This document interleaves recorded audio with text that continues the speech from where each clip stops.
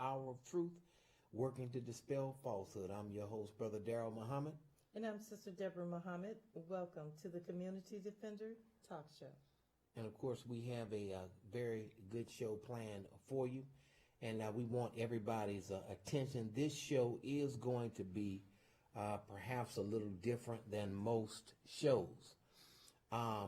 We are beset as a community on all sides with all manner of evil coming against us. The intro that we ran is evidence of the fact that the fight for justice is a perpetual fight in these conditions that we have. We have advocated that integration was a hypocritical trick. Absolutely. Designed to make our people go for the okie doke and become emotionally invested in the system that is America, only to be perpetually disappointed and degraded by the system. So while we have waited for America to change, 2 generations of our young people have been destroyed by the system that we have attempted to change, but the system has actually gotten better at destroying us as a people. And now with a totally destroyed family.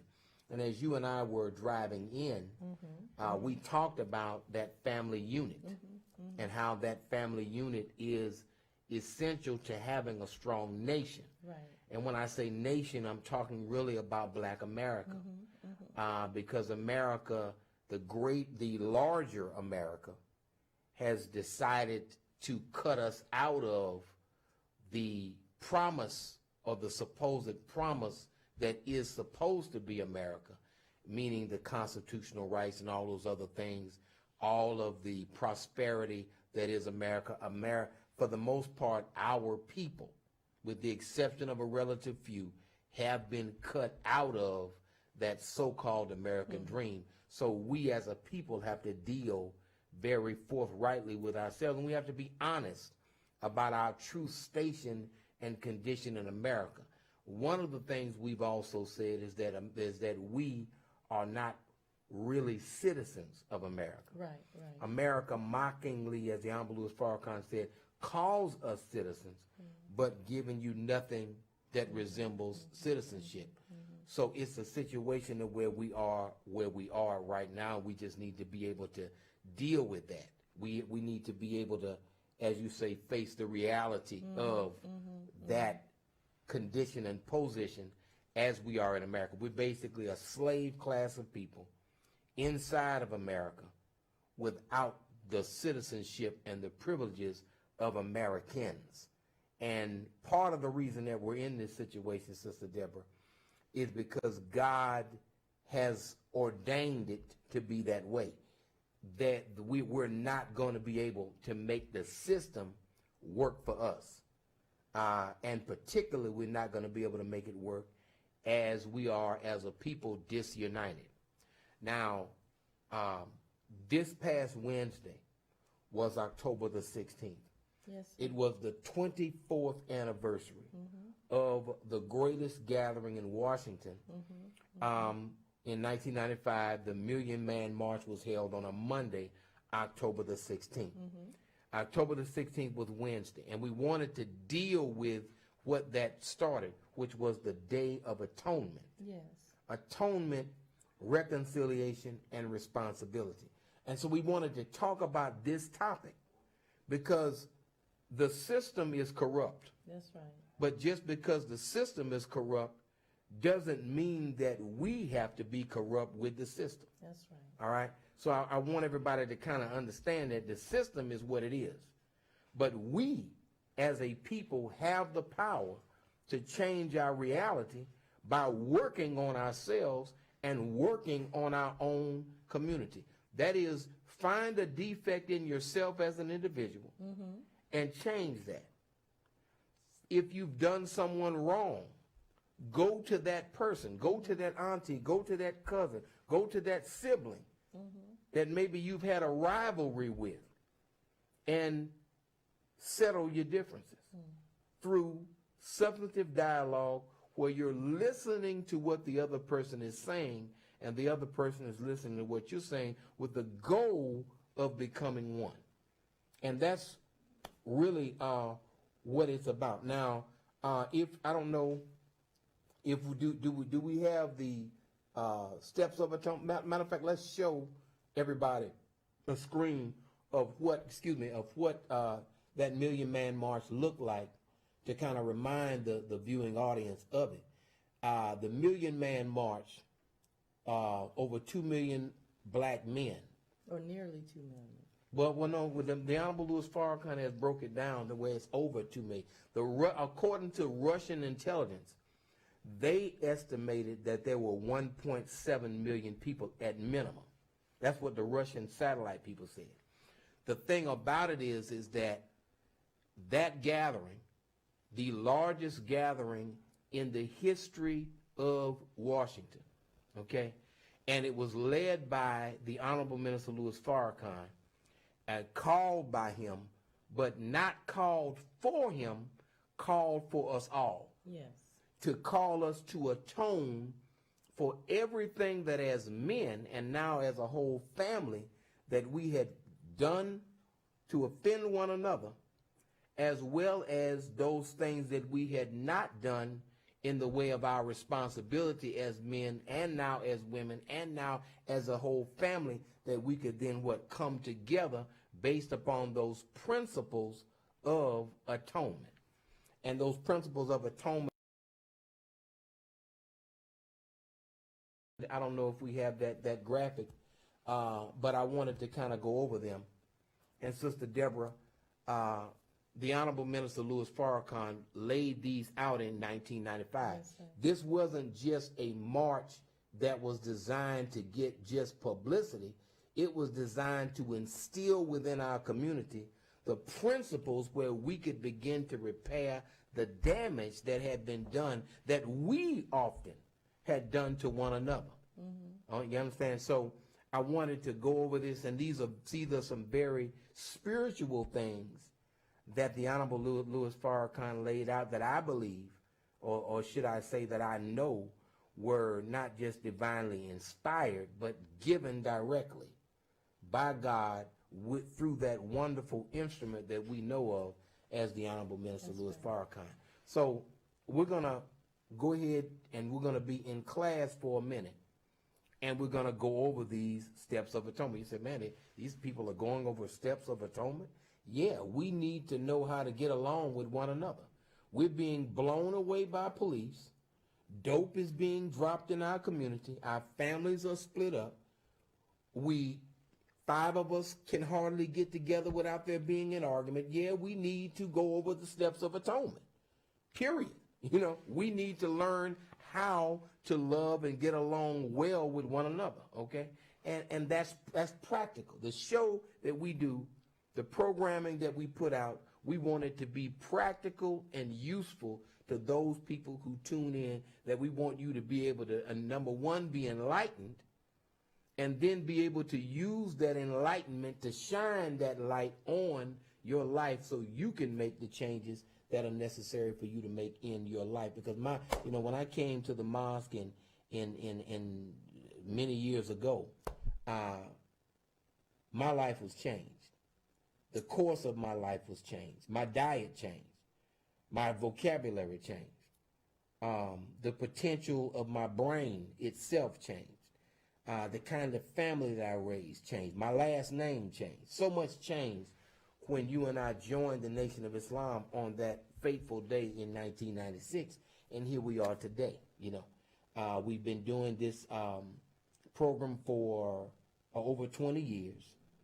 And what it shows is, that, and let me just say this, we have been working with the same people in love for over 20 years. Think about that. Which most of the time we can work together for a few weeks, and then a disagreement will come up that will cause that union and whatever you had going on to get divided. Mm-hmm. But the beauty of what we've been able to do here, and not just on program, but we've been involved in all kinds of other things together, working together. Mm-hmm. And those who have worked with the community defender, when the Honorable Louis Farrakhan came to Baton Rouge, they were right there with the Honorable Minister Louis Farrakhan. That's right. We have been together on what we've been together on. You understand? And it's been a situation where it shows that we're evolving. Because as black people, we can agree that our people need to be free. We can agree that we are being treated like slaves and we need to be awakened. And that agreement and that love for our people has caused us to be bonded together for over 20 years. We just met. It was like love at first sight with all of us, really. I mean, I know that in those romantic movies you have love at first sight, but I'm talking about in the struggle of our people. You meet people who have a love and a passion for black people. And it's love at first sight in the mission of raising up our people. Like when we saw each other, it was if I had known these people since I was 5 years old. And that's just real, you know. So I wanted to lay that out because what you're looking at is a culmination of a bunch of things that have happened over the years, and it is a love-based show. I know we don't talk about love that much except in a stupid way on TV, but I'm talking about the real love that binds you in a cause of raising up black people and keeping black people abreast of what is going on. These people who work with the Community Defender and other shows have a passion for giving black people the real deal. They have a passion for independent journalism, and through great expense to themselves. Because some of y'all on y'all jobs, y'all got y'all jobs, y'all doing y'all thing, but somebody is making a sacrifice to give you some information, and they're making a sacrifice to be free. You can't say necessarily what I can say on TV. You might think you're going to lose your job. But somebody like me, like Sister Deborah, like our producer, like our director, has to make a sacrifice to say the hell with the job. You understand? I got to inform my people. I have a passion to inform and instill certain principles in my people, and that's just what it is. And all of us should admire somebody who's willing to make a sacrifice when maybe we might just be dealing with the convenience of our little careers and our families and so on and so forth. You understand? Not that you raising your family isn't a challenge, but let's deal with the first one, the steps of atonement. The first thing you have to do, brother and sister, is point out the wrong. Wherever there's wrong that needs to be corrected, it has to be what? Pointed out. If let's say there's something that maybe I've done wrong to upset Sister Deborah or anybody else, that wrong has to be brought to my attention. And then I have to do the second step, which is to what? Acknowledge that wrong. Then I have to confess that fault, first to God, but then to those people I've offended. You know, I have to say, well, you know, son, I could have handled that better. And I'm sorry, son, or I'm sorry, daughter, that I said that in a way that hurt you at that moment, but let's try to move forward. And you know, I'm going to try to do better. Then we have to repent, right? Well, we have to repent, which deals with remorse and the feeling of contrition or shame for your past. You can't just be out there bad like I did that and what you going to do about it.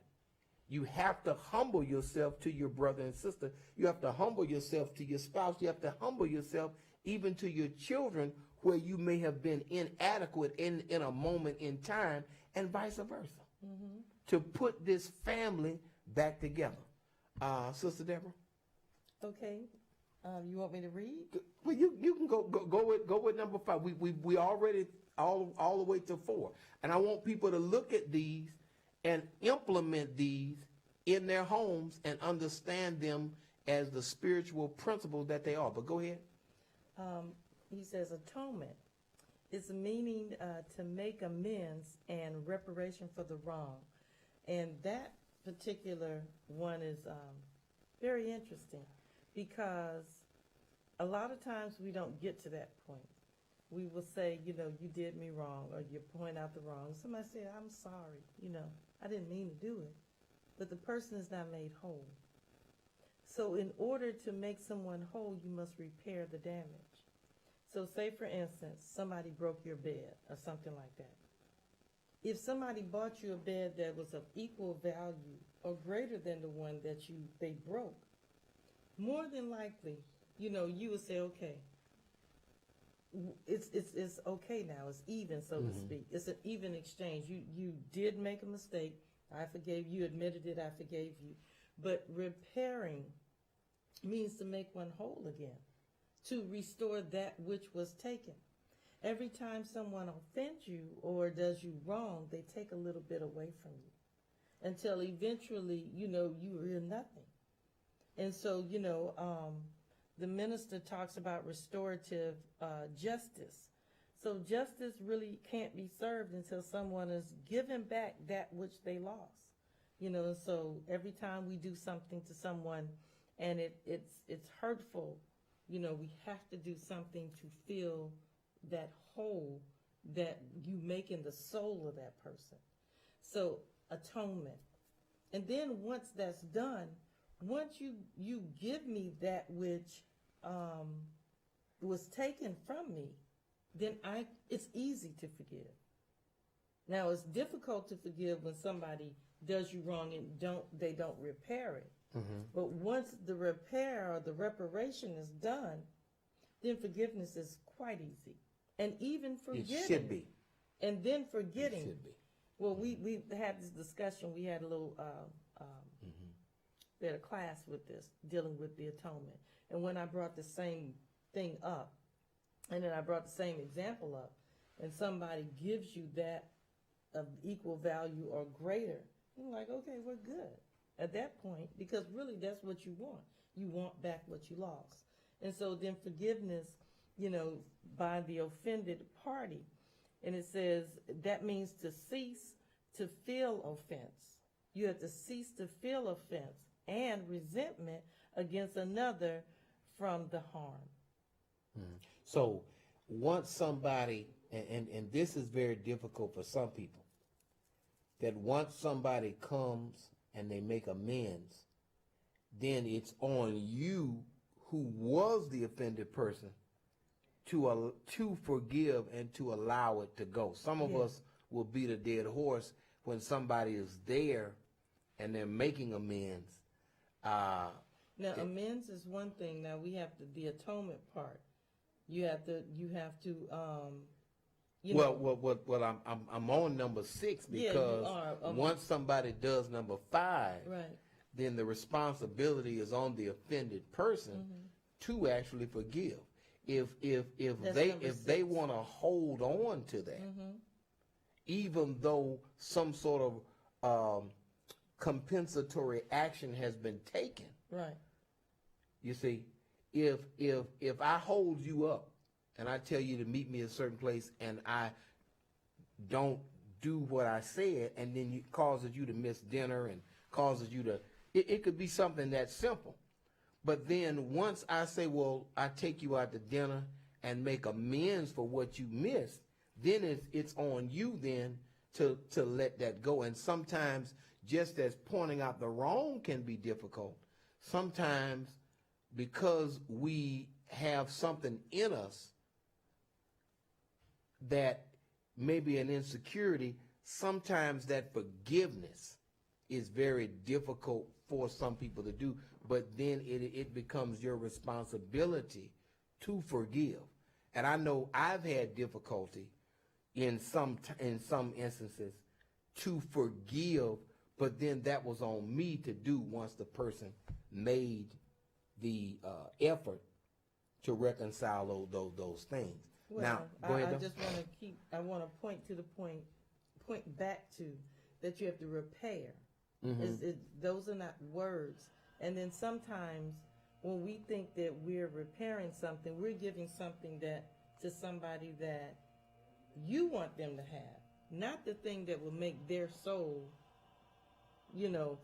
whole again. And so, there's difference. There's a difference. So now I will concede that point. But the thing that we as a people have to understand is that since you're not perfect, since I'm not perfect, you are going to offend somebody. Right. You're not going to be a perfect son. You're not going to be a perfect daddy. You're not going to be a perfect cousin. You're not going to be a perfect friend. You're not going to be a perfect spouse. You're not going to be a perfect anything. So when you interact with people, it should be in the spirit that you are going to work through the differences that arise, okay? Not only because of a difference of opinion, but the differences that arise because we have a tendency to offend each other. Right. And these principles, need to be practiced with one another first. Now, let's I just want to mention that we are streaming live on Facebook, right? Right, we are streaming live. Okay, so we just want, if you want to tune in, tell your friends and whatnot. On what, the Real Talk page? Real Talk page. All right, and that's REEL, okay, REE. Real Talk. Real Talk. On Facebook. On Facebook. So you can let everybody know to check it out. And if I had my phone with me, I would share it to my page, but I'll have to share it later. But then what we want to do is we want to reconciliation and restoration means that we don't just say I forgive you and never talk again, but we become friendly and peaceable again. We come right back to the table and work together again like we did before, and that allows us to have step number 8, which is perfect union with Allah God. That's right. And with each other. So we wanted to lay those principles out. We wanted to mention them because I think that they are divinely given. And if you go through these things in a sincere way, you can tear down the barriers, tear down the walls that may exist between you and your friend, you and your loved one, and we can tap into the full potential of each other. You know, Sister Deborah and I have worked together on a lot of projects for years. And rather than she has a lot in her that is useful to black people, if you fall out with her over some issue, then the power of her being cannot be accessed by people who are in conflict. And the power of my being cannot be accessed. So if let's say, for example, I fall out with the producer of the Community Defender, then the insight and the work ethic of our producer, I wouldn't be able to access that unless I was in some sort of unity with her or had the ability to move through differences. And over a 20-year period of time, you're going to have differences of opinion. But you got to be able to maturely work through those for the good of the whole and for the preservation of the love, which is ultimately a gift from God Almighty anyway. Now, moving right along, I wanted to have that up on the screen because I think that we needed to lay this out for a second. Now, I wanted to the pledge that was done on the Million Man March. Do we have that? All right. Now, you know there was a pledge at the Million Man March led by Minister Farrakhan. And keep in mind, just to lay it out here, Barack Obama did go to the Million Man March. Barack Obama did say he was inspired to go into public service after going to the Million Man March. This is just what it is. And he sought the counsel and the aid of the Honorable Minister Louis Farrakhan when he started his political career. I just wanted to lay that out there.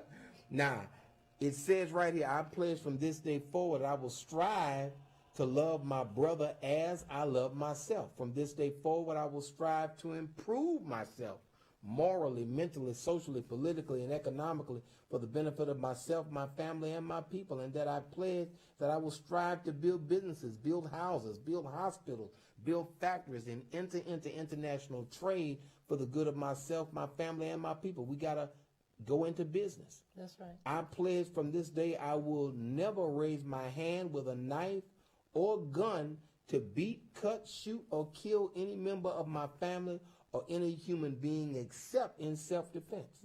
This is a good pledge.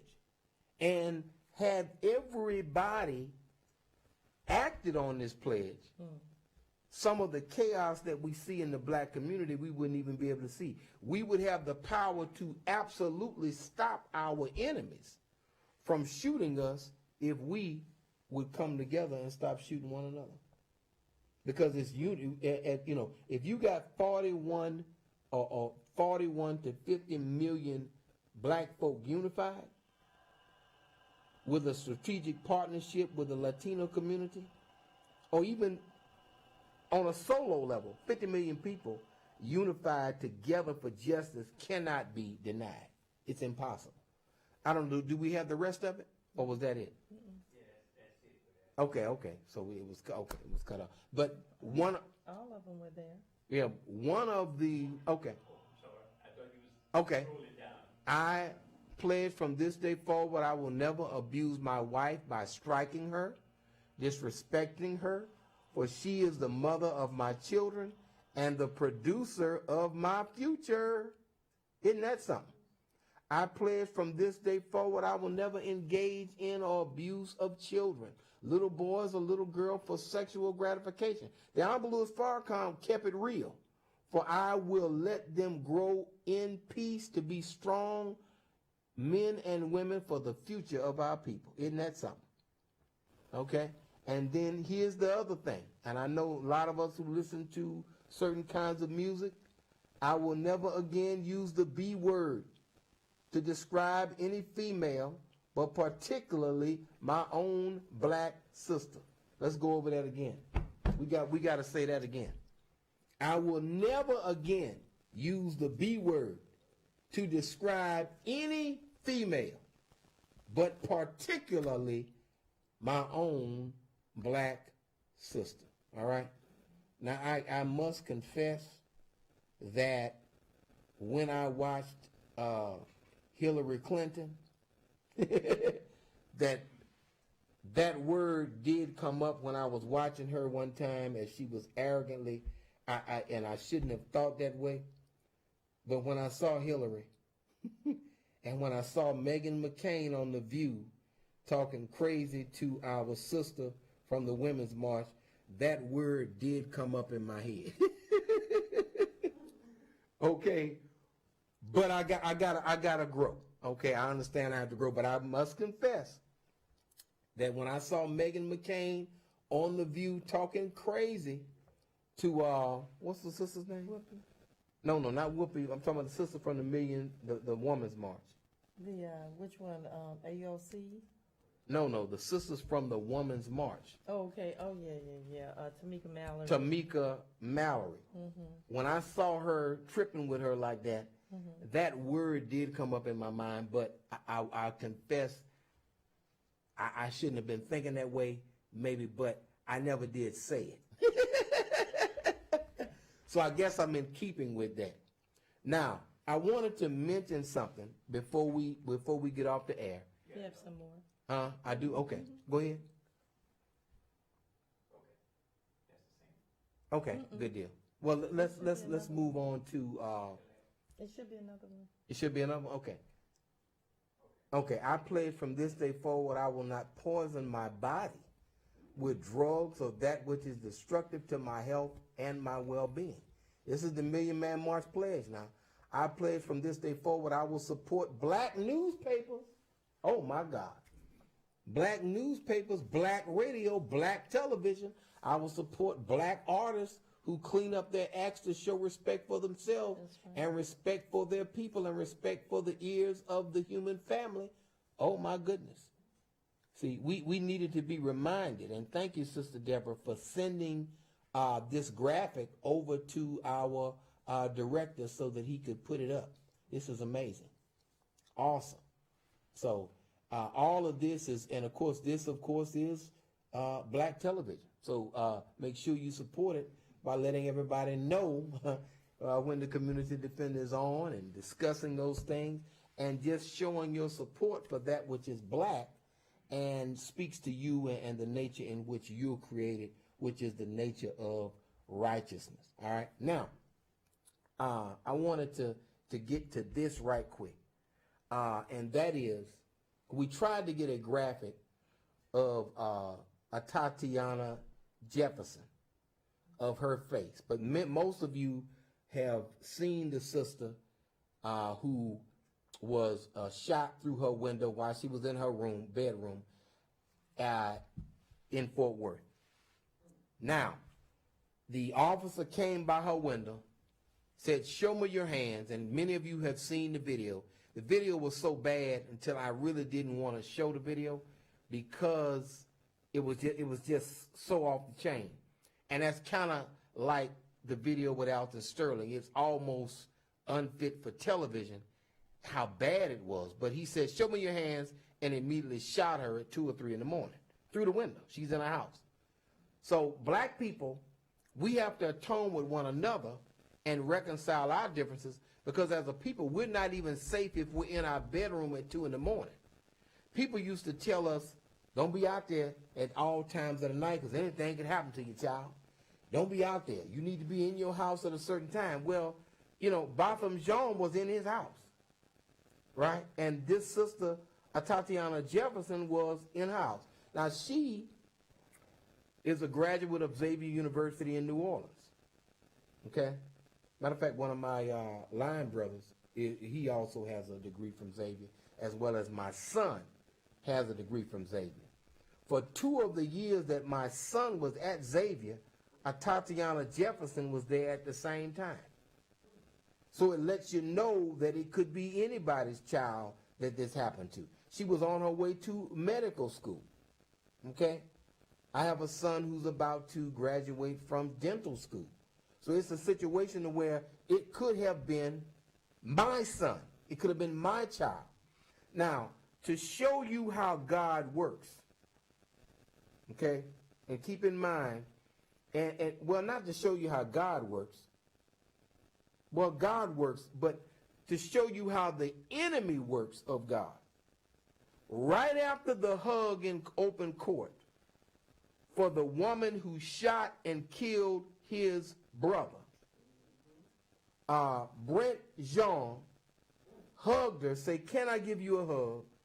I want the best for you."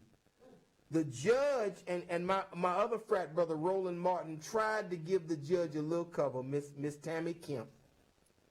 But we have to call her Miss Tammy Imp because she's an imp for the enemy.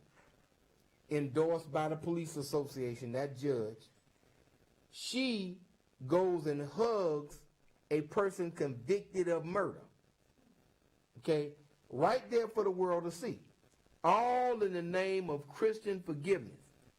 And again, I don't think Jesus called us to be fools. But the interesting thing is that a week later, because you forgave them the first time, right, and then they murdered the chief witness, and then told you that some black people went to Texas to buy some weed, when everybody knows you don't have to go nowhere to buy weed, except 2 houses or 3 houses down to get all the weed you want. Okay, they're growing weed everywhere, all right? Weed, you know, they are discovering marijuana all in the middle of the swamp. They roll up on a place and it's a field full of weed that somebody's cultivating. People are growing marijuana all over the place. There's no way this is really, really fishy, okay, that the person thought he was going to be killed for testifying winds up dying. But here's the thing. Right after you say you forgive, what happens? They go and kill another person inside of their home.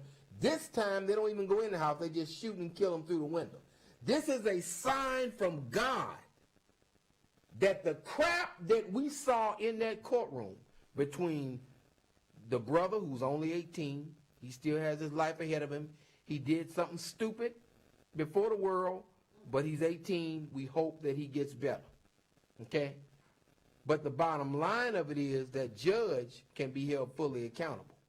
Right after you do that, you hug murderers, then another murder occurs. And that is the response that you will get for your supposed turn the other cheek forgiveness. It's going to be more murder, more killing. That posture does not work with the enemies of justice. It doesn't work with the American police force. It does not work. And if it was something that you were a real advocate for, you would have advocated the forgiveness after 9/11. None of these black pastors talked about forgiveness. When white folks get ready to bomb a country, none of these turn the other cheek pastors who want to talk about the love of Christ come out and hold a press conference to defend the love of Christ. Don't bomb the Iraqis because Jesus don't want it, baby. We didn't hear them. But all of a sudden, and it's getting so bad, Sister Deborah, that you know Joy Behar, who's on The View, who's the Italian woman on The View. Okay, many people think she's Jewish, but she says she's not Jewish, she's Italian. She says, she asked the question on The View, do we have an example of white people forgiving black people for wrong? And then Whoopi Goldberg says, well, you know, after the Charleston, South Carolina shooting, they said to forgive. And so Joy Behar says, no, that was black people again forgiving white people.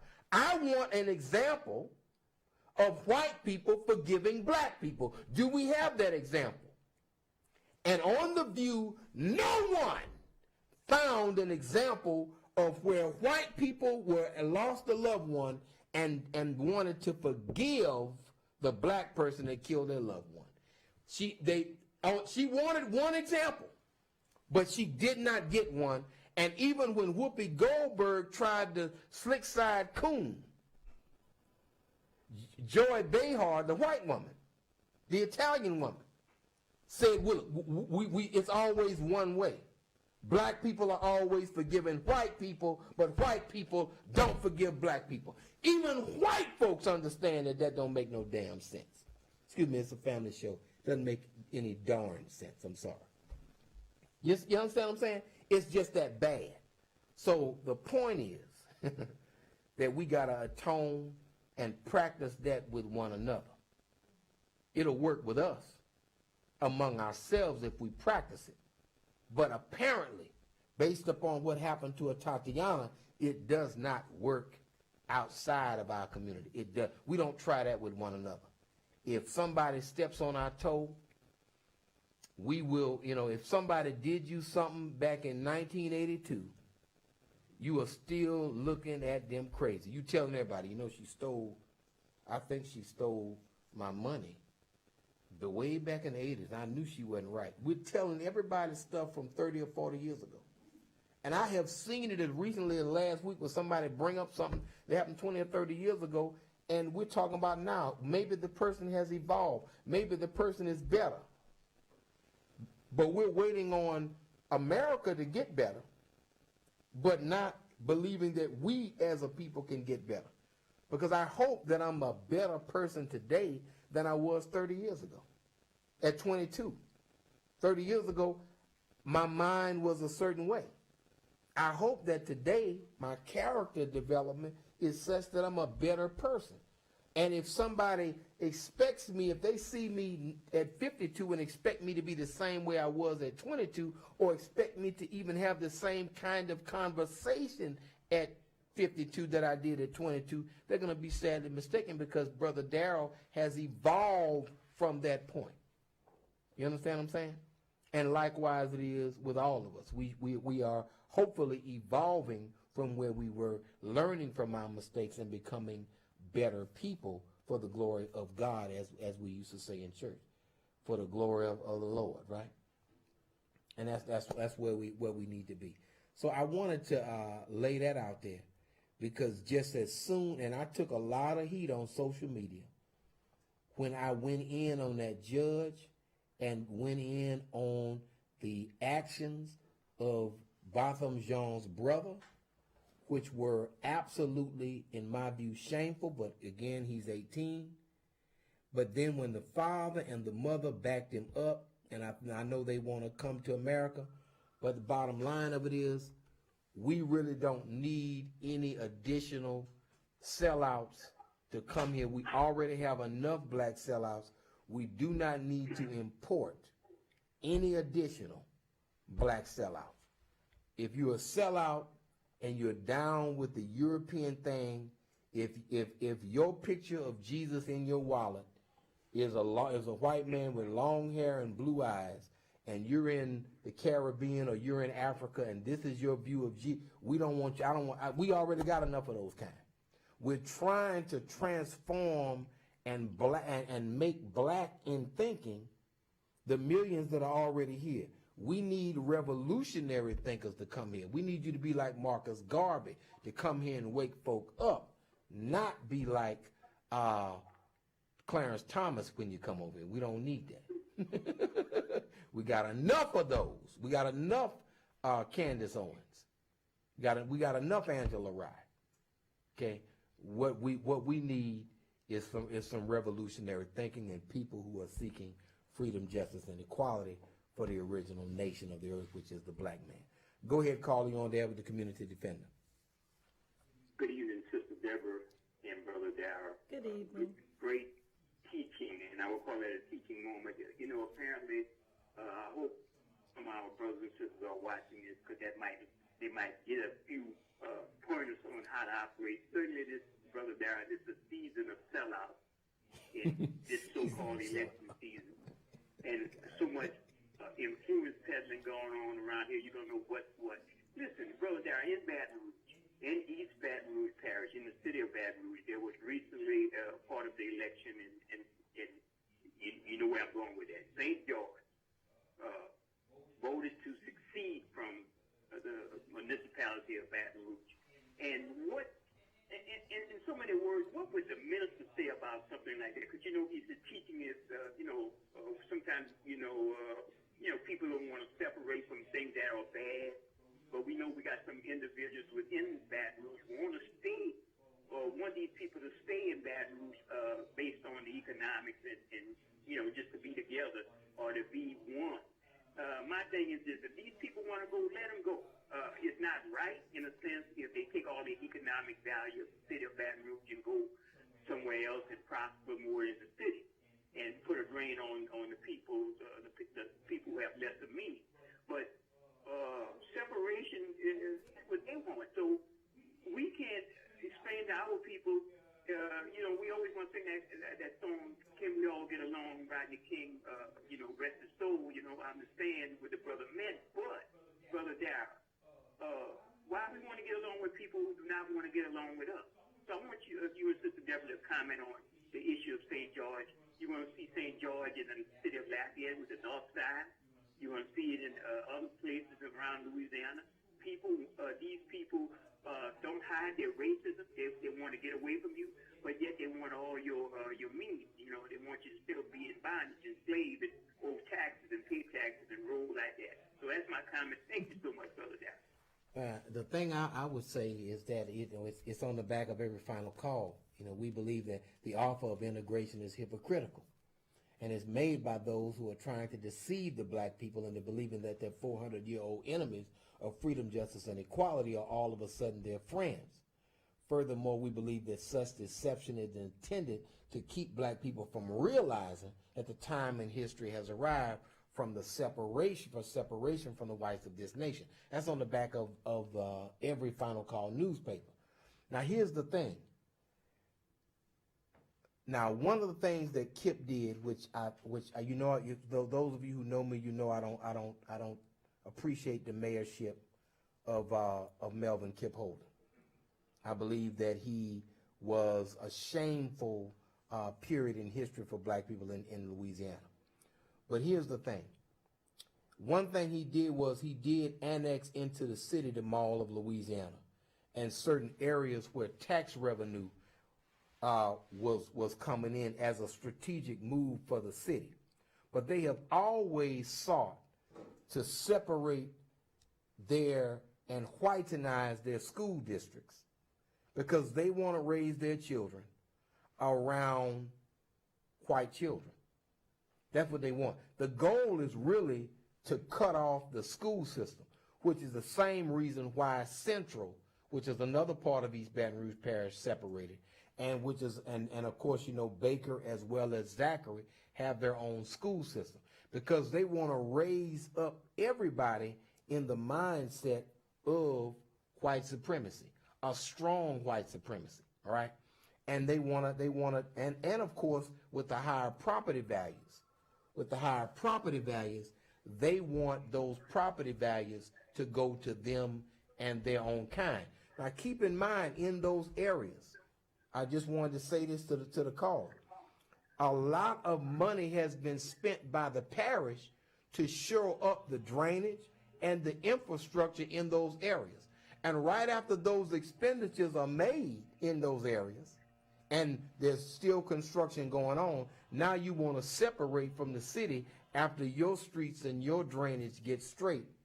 And then that revenue is not going to be used from the poorer parts of the parish, the blacker parts of the parish that has those same issues. It's the same game they've been playing. And consolidated government in and of itself is not right, because those same people who are going to elect a mayor in St. George are going to also go vote for the mayor of Baton Rouge because it's a consolidated thing. That's against really the 14th Amendment of equal protection. That's actually a constitutional violation, if you ask me. But go ahead, caller, you're on there with the Community Defender. Yes, a very good program. Good evening. I wanted to say that on October the 30th, we're asking people from Southwest Louisiana to please mark their calendar. The Honorable Judge Laurie Landry will be before Judge Thibodeau for 20 recusal motions. The 60 JDC, Brother Daryl Sis and Deborah, which y'all really are well is one of the most corrupt system in existence. You have the DA, Robbie Vines, Bo Dewey, Phil Hanley, so many of these racist elite men in New Iberia that has been asking for Judge Landry to be recused. Now, Judge Landry is not an appointed judge. Judge Landry is elected. I repeat, she's elected, and she has been elected 3 times by the people of Iberia Parish. So we're asking people to please, October the 30th at 9 o'clock at New Iberia, Louisiana, at the courthouse, 300 Iberia Street, to please be there to show your support. Because the judge is not playing golf or drinking tea with them, or, the good old boy system, they have outright attacked her and her integrity. And this is bigger than Judge Landry. It's about taking away our constitutional rights. Well, can I say this, caller? Judge Landry is not ruling in a way that the district attorneys feel is favorable to them, so they are falsely trying to say that she's biased against the DA, and with a lot of the sometimes Brady violations, withholding exculpatory evidence, which is illegal, and other things, they have undermined very often their own credibility, and this is all over the state of Louisiana. And for a judge to actually give a defendant in a case a fair shake, they are pretty much whining and complaining because they can't get the jail time. They don't feel as though they can get all of the rubber stamp convictions in that courtroom, the rubber stamp of all of the motions that they file. And because this judge may be reading the motions and maybe overruling them on some of these motions, now they feel as though because I can't get my way 90% of the time, I'm going to throw this judge off of all of the cases so that I can railroad the people as much as possible. And would you say that is a fair assessment of what's going on? That is the assessment. Absolutely correct. Okay. Right on point, Brother Daryl. Yes, and thank you so much. And the people out in Iberia Parish, Lafayette, Opelousas, St. Martinville, Franklin, General, they have been coming out. The courtroom has been packed. The last 3 times that we have gone, the courthouse has been packed, and with young as well as older citizens. So we just want to keep that momentum going. Thank you so much, caller. October the 30th. And October the 30th, everybody. October the 30th. Let's go ahead and support this elected judge. She's not rubber stamping the white supremacist agenda. She's trying to be objective in her courtroom. Let's back the sister up. Let's go ahead, caller, you on the air with the community defender. Yeah, I know time's getting short. I just got a couple questions. Did you see? Did you have any more details on the woman? I think you talked about it a while ago. That was playing video game. I think with her nephew, and the cop shot her through the window. I read something about it in the paper, but I didn't. I was in a hurry, and I didn't get to read all of the details. Can you elaborate on a little bit of it? Well, there was a wellness call, and the police went in her backyard, saw her, told her to show your hands, and pow, immediately shot her. You can go on YouTube and actually watch the video. You can watch the incident. You can go to a Tatiana Jefferson, and the video will come up. Not only news stories about it, but the actual body cam footage of her being murdered. So you don't even have to call and ask me. You can, the way social media is now, we can all look at it. It's just like with Alton Sterling. The world can see the murder. And you can actually go and look at that murder. She was just shot through a window. And the police officer has been charged with murder. And he's out on a $200,000 bond, which was too low of a bond. But he's out on bond. And he's been fired from the police department. The mayor and the police chief of that city have both apologized to the family and to the community. And it's interesting that that white mayor, I've just got to put it out there, has made a stronger statement in favor of a Tatiana Jefferson than Kip Holden made for Alton Sterling or George Temple. She has said that she had a gun in her home, but she said that's irrelevant because she was in her own home. She said when they showed that video of a gun on the news, she said that's irrelevant. And for that white woman, in the face of overwhelming protest, to have to bow down to the truth, and then some of our own black elected officials are weak on the point, that's disheartening when you ask for my vote, and then I can't get you to do the right thing or even say the right thing. Sometimes you can't really do anything, but you can say something from your bullet pulpit of the mayoral office, all right? I just wanted to lay that out there. But let's atone with one another. Of course, next year is going to be the silver anniversary of the Million Man March. We look forward to that. But put these principles in your life and work your differences out with one organization and the other, and also with your various family members. Let's atone with one another, love one another.